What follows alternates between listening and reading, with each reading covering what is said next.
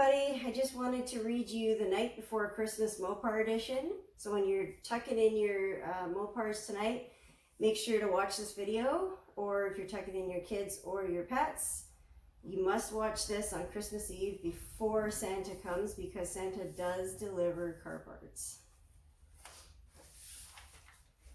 Okay, so. 'Twas the night before Christmas, and I was so bored, there wasn't a trace of a Chevy or a Ford. The presents were wrapped and the lights were all lit, so I'd figured I'd mess with my Dodge for a bit.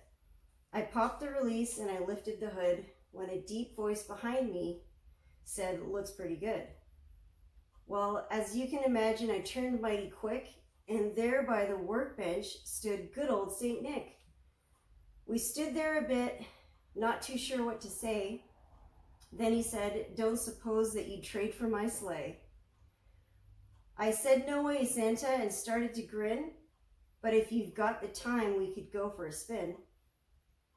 His round little mouth, all tied up like a bow, turned into a smile, and he said, "Hey, let's go." So as not to disturb all the neighbors' retreat, we pushed the Charger quietly into the street.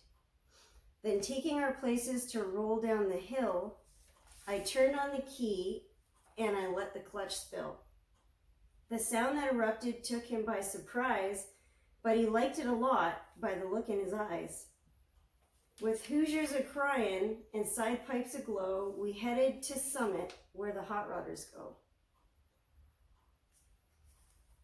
You okay, Sam? And Santa's grin widened, approaching his ears with every upshift as I went through the gears.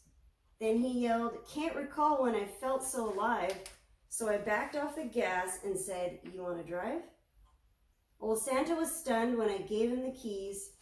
Then he walked past the headlights. He shook at the knees. Then the big block exploded with side exhaust sound. Santa let out the clutch and the tires shook the ground.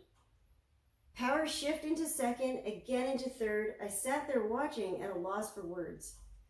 Then I heard him exclaim as we blasted from sight, "Merry Christmas to all.